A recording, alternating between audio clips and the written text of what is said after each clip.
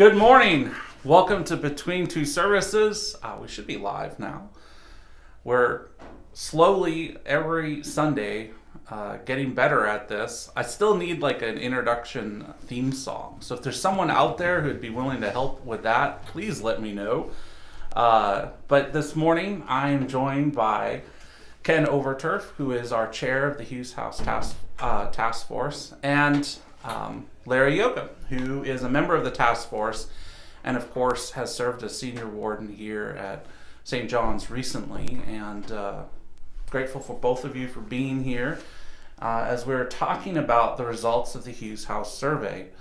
I want to thank everyone in the parish who took the time to take the survey. All in all, we got 67 responses, and as you can see, generated quite a number of pages of written comments, all of which we've read carefully through, made notes on. All the feedback that was submitted has been discussed in the task force, and this morning we wanted to share more with you about what the results were. So, Cam, would you want to start us off? Okay, good morning. In just a minute, Larry, did you see that Kentucky-Arkansas game yesterday? Yes, I did. Goodness. What do you think of that? Don't think a whole lot of it. Would you rather talk about something else? Yeah. Okay. I think we better get back to the subject that we're supposed to be on. Thanks to everybody that responded on the survey, especially the comment section. Printed out, there were 15 pages of notes and ideas, feelings about the property. So we greatly appreciate that. I read through every one of them, and so we've summarized the general trends from those comments. The most prominent comment was not to sell anything. Keep everything just like it is. The property, house, the garage, everything that's in St. John's property, we just keep it. The second idea that came out prominently was to renovate the house interior so it can be used for church purposes, events, Sunday school, office space, anything that can be used. But the general consensus was to fix up the inside of the house and use it. It's been sitting there 10, 12 years now, weather protected, but eventually, slowly but surely, the weather will take its toll on the building. The third option was how to raise the money to renovate the inside of the house. This could be done through a number of ways. Capital campaign over a period of time, bank finance. They are very excited about participating with the church. Getting a mortgage from the bank is not a problem. The problem for us would be paying it back. Not always the case. Yeah, that's the case. Partial use of church investment funds was an option. Another idea is partnering with a developer. Somebody would come in, want to fix the house up and use it for some purpose. Haven't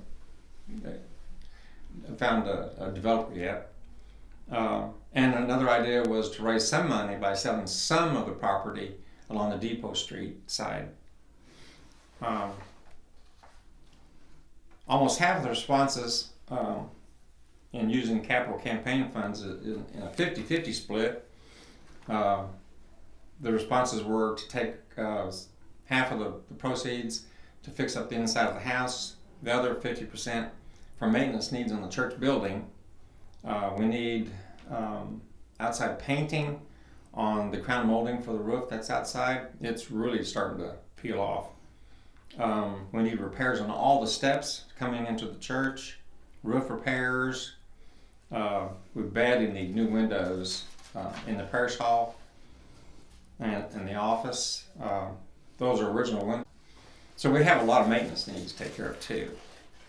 The one option that was listed to tear down the house, just totally remove it, and build something like a picnic shelter or an outside pavilion of some sort, was very low.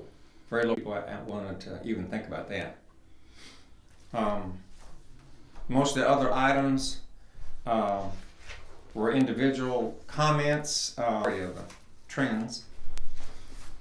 To also check out was the comments that in years past we had sold property to the Versailles Baptist Church for the parking lot. Well, Georgia Lockridge and I went down to the courthouse, went through all the deed records, and there is only one deed record on the east side of the building, and that's where the kitchen sits now. Kitchen in the courtyard. We bought that land from them for $750, 1929, and that's the only deed record between the parking lot. That was all private property bought by the Versailles Baptist Church through the years. And instead of selling them property, We we bought bought it. from them. Yeah. And the copy's right here if you want to read it. Well, thank you to Georgia and I don't know if Allison Hume helped with that. A little bit, yes. But we're grateful for our task force. We are really doing our homework. I think that's something that I want to reassure the parish, that there are no stones that are being left unturned. We really are doing a lot of legwork to get at what we need and the options that are on the table.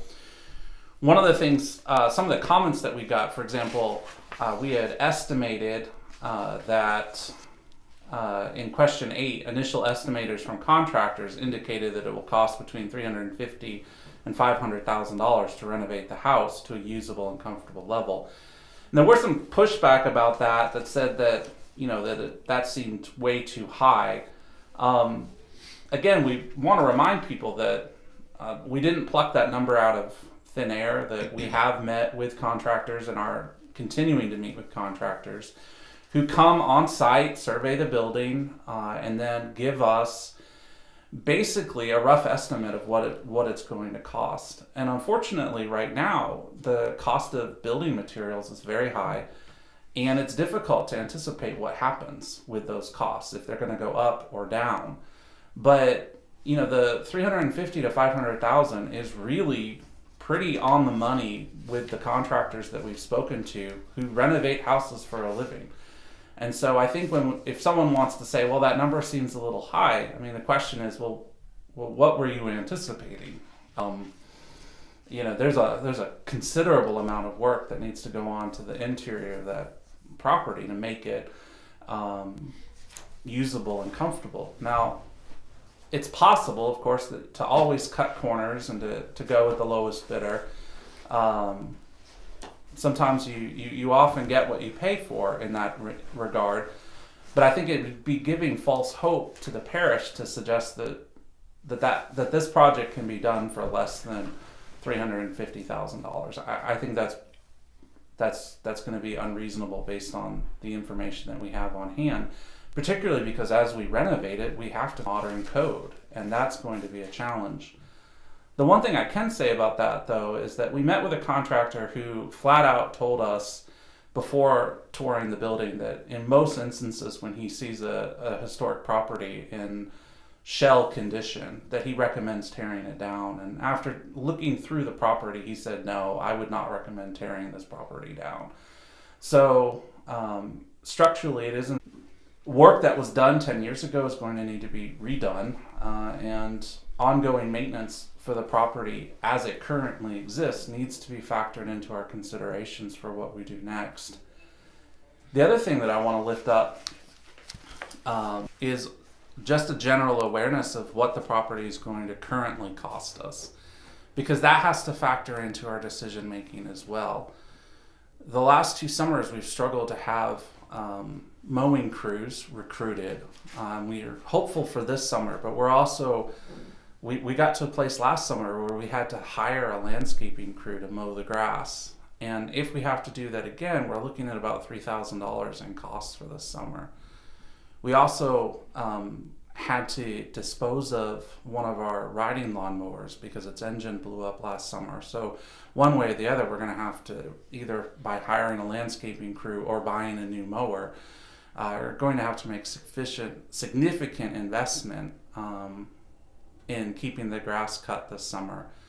When you add to that the ongoing expenses of the house, needed maintenance, utilities, insurance, keeping things as they are is not a free option. Every decision that we make is going to come with costs and benefits, and retaining all of the property definitely comes with ongoing costs to the parish that the task force is looking at carefully, and that the vestry no free option here. Larry, do you have anything you want to add? The only thing I'd like to add is, once you sell property, it's gone. We don't, no way of getting it back, and I think it should be taken into consideration of, if we do sell, what parcels do we sell that we don't see in the future that we'll need. But it's a big project to take on, to renovate, and what are we renovating it for? What are we going to use it for? And another thing we got to take into consideration if we do a fundraiser, this church building itself that we're sitting in now needs an enormous amount of work done on the exterior, and that should be taken into consideration before or while we're taking on a separate project of renovating the Hughes house.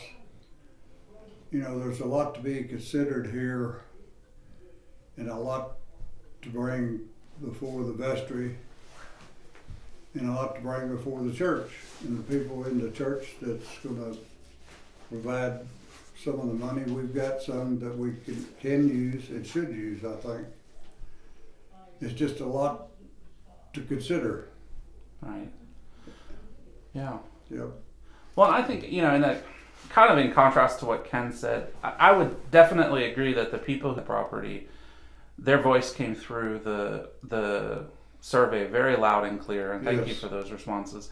There is a significant number of people who, however, who did report an openness, both in the survey and then also in follow-up conversations, to selling some or even all of the property. And so there is no single clear, we got a lot of feedback, and a lot of it is really good feedback. Obviously, any direction, any course that we take and anything that we recommend, there are going to be people in the parish that are strongly in favor of it, and there will be others who are strongly opposed to it. And at the moment, no options being taken off the table, although we are starting to narrow down where our recommendations will most likely lie. The important thing here is that we need to prayerfully discern, be open, have these conversations. We're going to have a parish after Easter, right, Ken? Right. Yeah. And we just don't want this to become divisive. And so, you know, if the whole goal in this is to find what is the best outcome for St. John's as a whole. So I wanted to review question 6, which is where we talked about, we asked people to rank scenarios for the future of the property. And I thought this was interesting. The number one response, you know, what our priority should be, is uses for the property. That's surprising, and I think that's obviously should be number one. Number 2 was uses for the property that create revenue to support the mission of the church. And I think this is the area that is kind of the most challenging, takes the most legwork, but also provides the most excitement for me possible, to think about how can we convert something right now, which is an asset, but it's an asset that's a non-revenue producing asset, into something that could produce revenue to support the wider mission of the church.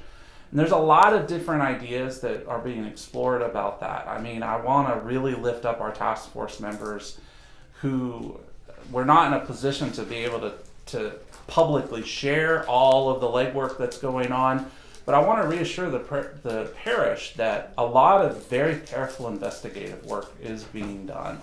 for creative opportunities and outcomes where the parish retains ownership of the property, but it is but are being explored that could produce revenue, that could involve a development partner, that could involve any number of things.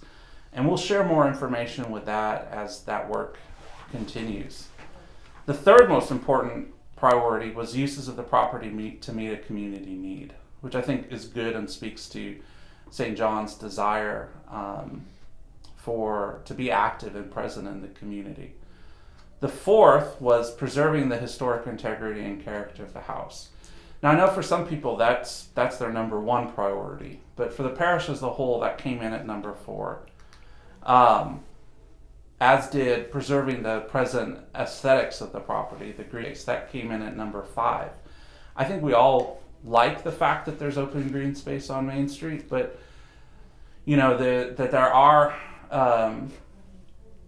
there are things that we could be doing with that space that are worth considering. The number 6, this surprised me because frankly, I go to other churches. I go to St. Michael's in Lexington, and I covet their parking lot.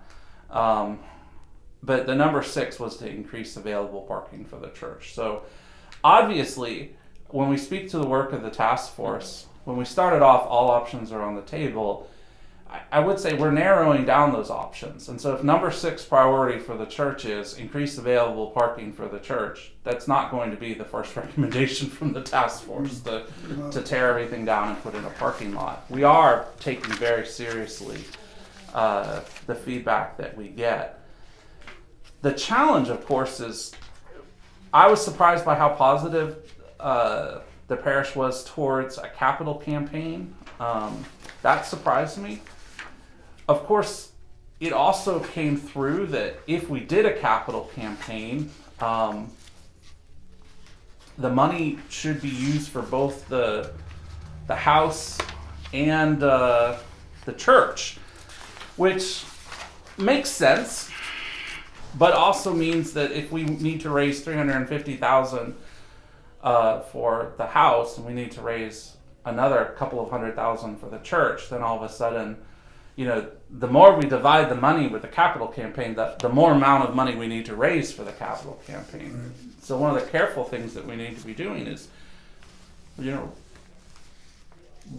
what is our potential if we were to raise a capital campaign? Because you don't want to set a goal that's too low, because then you're not challenging people to buy into the vision and to give sacrificially. But it also doesn't make sense to set our expectations too high at a level in which our parish could never meet. And so that's going to involve some really careful, we may need to bring in a consultant to help us discern whether or not, with our parish in its present form, whether or not raising $500,000 or more would be feasible. And I think right now, I don't know. Do you know? We're still taking comments. You can call us, email me, Larry, Georgia Lockridge, Ann Miller, Julie Ross, Ned Meekins, our current senior warden. So we're still looking at everything possible to come up with a recommendation to the vestry. So one thing that really concerns me is the deterioration of this church property. No. The longer it goes, the windows some of them are getting ready to fall out.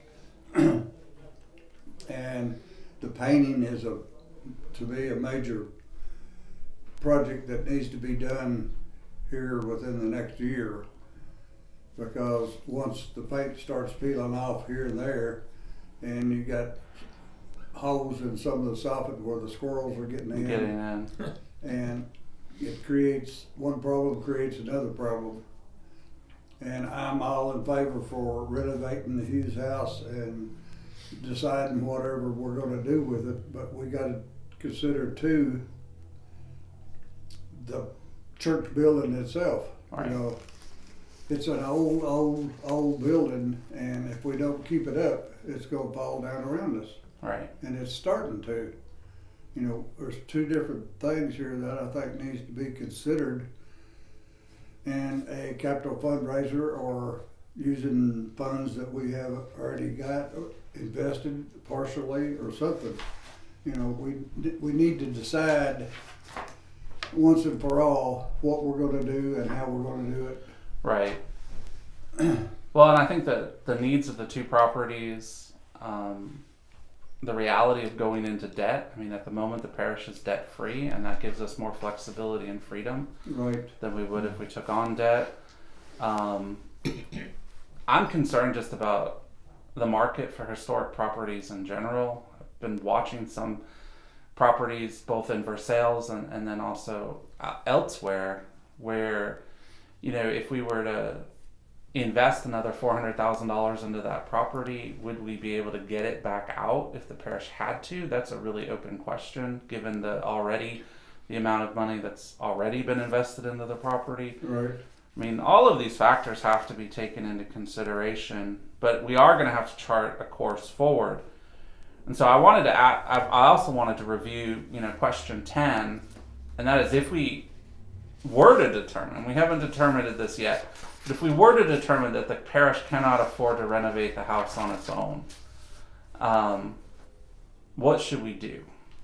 And again, we haven't made that determination yet, but it's a possible determination for us to make, that this is just too big of a project for our parish of the current size. So the parish, in its feedback, the number one option was to seek a development property for the house. So that was number one. If we determine this is too big of a project for us, then seeking a partner is the number one option for our. The number two option is to subdivide the property and seek a buyer for a portion of the land, which would lower ongoing maintenance costs and also raise capital to help with the renovation project. So those two, you know, I think are very good options. Willing to sell at least a portion of the property, if that were to become necessary, and there is some openness to seeking a development partner. Of course, the number three option is to do nothing and maintain the status quo, which, frankly, you know, if do nothing were a horse, you would put a bet on that horse in every race, right? When it comes to the church, do nothing is always an option. Put your $2 bet on do nothing, because, you know, it's going to come through for you. It's always going to be that way. That's what we've been doing for the past 10 to 12 years. Nothing. Just looking at it and cutting grass. So the number four option would be to sell the house and retain some of the land. The number five option would be to sell everything. And the number six option would be to tear down the Hughes house and build something in its place. So I would say tearing down the house and using it for parking. Obviously, those are falling down on our options list, and some of these other ideas are moving up as we discern how feasible they are. The last thing I wanted to address, and jump area, but it was the question of grants, because that keeps popping up. It's popped up throughout my time here. I do want to say that the task force, we did work with the church did have a grant consultant, and the task force did have a consultant identified as potential places for us to apply for funds. Where we are with grants is a really difficult place. That is because the Hughes House was never a rectory, was never a worship. All of the granting organizations that help with historic preservation for churches, we don't qualify. And then because it's organizations that don't give money to religious institutions, we don't qualify. And then because it was listed on the historic register largely because of its architecture, and because the the exterior of the building has been preserved, a lot of the granting organizations that would focus on preserving the building for its history, its historical and architectural value, that work's already been done. Right. So we don't apply.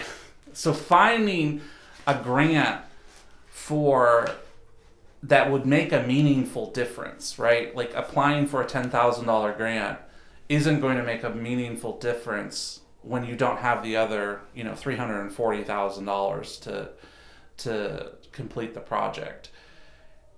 Ultimately, what we determined as a task force is we are not aware, have not seen, no one has identified, nor did the grant consultant lift up to us any grant that we could reasonably pursue at this time. And I would say that again, this is like we're doing a lot of homework. We can only report to you what we find and the work that is being done very carefully by this task force.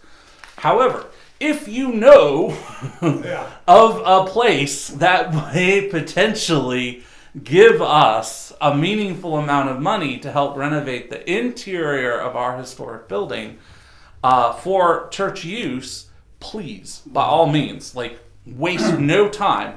Email Ken, call Larry, text me, whatever you got to do. Let me be very interested. But otherwise, we can only recommend what's reasonable based on the information that we have and the homework that we've done. And right now, that's not pursuing grants. And so Here we are. Right? I think we've got one or two, maybe three good options in this scenario of what to do with this property. Yeah. And one is maybe sell some of it on the other side of the Hughes house and mowing, so to speak, and maintenance. And, we've got to come up with a good solution on what to do with this property and what we're going to do with it. Right.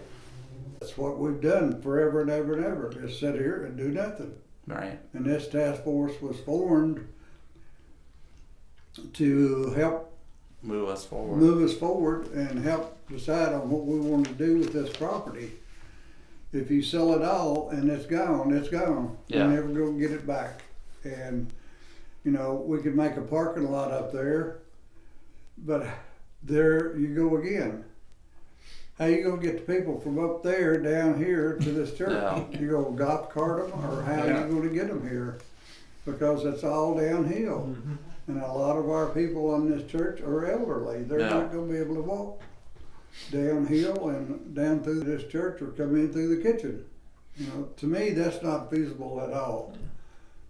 And that's just my perspective on one of the things that came up on what to do with this property. Right. But I think we'll come up with a couple of good options on this and present it to the vestry, and